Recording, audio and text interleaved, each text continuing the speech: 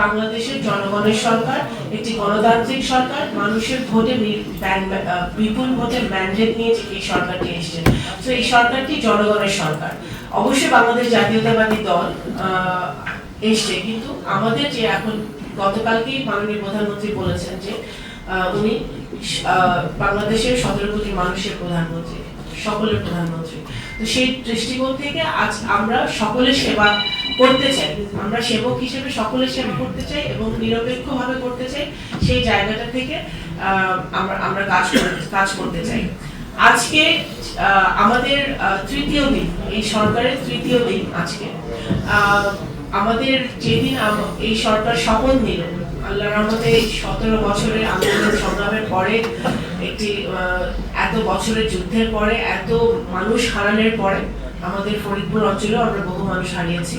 তারপরে যে এই নির্বাচনটি অনুষ্ঠিত হলো এবং নির্বাচনে যারা আমাদেরকে সাহায্য করেছে, এই আইন শৃঙ্খলা বাহিনী এবং আমাদের সকলেই কিন্তু উপস্থিত আছে এই ফরিদপুরে, সকলেই আপনারা দেখেছেন যে কি সুন্দরভাবে নির্বাচনটি নিরপেক্ষভাবে আমাদের জনগণ ভোট দিতে পেরেছে, নির্বাচন হয়েছে। এখন এই নির্বাচনের পরে যে সরকারটি এসেছে, শপথ নিয়েছে, তার দ্বিতীয় দিনে আমাদের একটি ক্যাবিনেট মিটিং হয়েছে। তারপরের দিন ক্যাবিনেট মিটিং হয়েছে, সেখানে মাননীয় প্রধানমন্ত্রী জনাব তারেক রহমান সাহেব খুবই পরিষ্কারভাবে শুধু আমাদেরকে নয়, 300 সংসদ সদস্য এবং আরো যারা আছেন কর্মকর্তারা, সবাইকে উনি নির্দেশনা এটি একটাই ছিল যে আমরা জনগণের সেবা করার জন্য এসেছি। আমরা যে প্রতিশ্রুতি দিয়ে আসছি, আমাদের ইশতেহারে যা আছে সেটা আমাদের বাস্তবায়ন করতে হলে ডে 1 থেকে আমাদের কাজ করতে হবে, এবং আমাদের যে সকল প্রতিশ্রুতিগুলো আমরা দিয়েছি সেগুলো বাস্তবায়ন করতে হলে আগে নিজে ঠিক হতে হবে, আগে নিজে সেগুলো নিজের পরিবারের উপরে, নিজের জীবনের উপর সেগুলো বাস্তবায়ন করতে হবে। তারপরে আমি অন্যকে বলার আমার অধিকার থাকবে যে এটা করো না। তো আমার নিজেকে আগে ঠিক হতে হবে, তারপরে আমি অন্যদেরকে বলতে পারবো।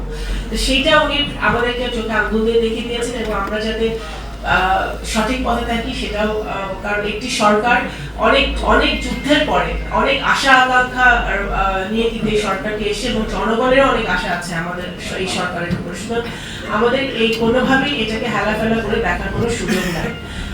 বিশেষ করে যেহেতু আজকে রমজানের দ্বিতীয় দিন, আমাদের রমজান মাস চলছে, সবচেয়ে বেশি গুরুত্বপূর্ণ হচ্ছে আইন শৃঙ্খলার পরিস্থিতি স্বাভাবিক রাখা, ভালো রাখা, জনগণের মনে যাতে শান্তি থাকে, তারা যাতে রোজাটা সুন্দরভাবে পালন করতে পারে, সুন্দরভাবে ঈদ পালন করতে পারে, সেই জায়গাটা আমাদের খুবই জরুরিভাবে আমাদের দৃষ্টিপাত করতে হবে।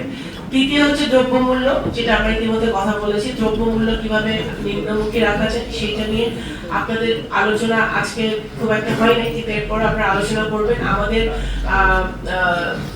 কমার্স মিনিস্ট্রি থেকে শুরু করে যে সকল মন্ত্রণালয় এর সাথে কাজ করছে তারা ইতিমধ্যে কাজ শুরু করেছে, এবং যাতে দ্রব্যমূল্য না বাড়ে, যা বেড়েছে দ্রব্যমূল্য আরো যাতে না বাড়ে সেই থেকে সরকার সচেষ্ট আছে। আপনারা যারা গ্রাউন্ড লেভেলে আছেন, আপনারা যারা এটা নিয়ে প্রতিদিন কাজ করছেন, তাদের যদি কোনো বিশেষ কোনো পরামর্শ আপনাদের থাকে সেটাও কিন্তু আপনারা দয়া করে দিবেন। আমি পরিষ্কারভাবে বলতে চাই, আমি আপনাদের সহকর্মী হিসেবে কাজ করতে চাই। আমি আপনাদের সহকর্মী, আমি মন্ত্রী প্রতিমন্ত্রী হিসেবে এখানে বসিনি, আপনাদের সহকর্মী হিসেবে একটা টিম ওয়ার্ক করতে চাই। আমরা যদি টিম ওয়ার্ক করতে পারি, সবাই মিলে কাজ করতে পারি, তাহলে আমরা ফরিদপুর জেলাটাকে সুন্দর রাখতে পারবো, সেটা গুরুত্বপূর্ণ। তা আমাকে দয়া করে আপনাদের সহকর্মী হিসেবে বিবেচনা করবেন।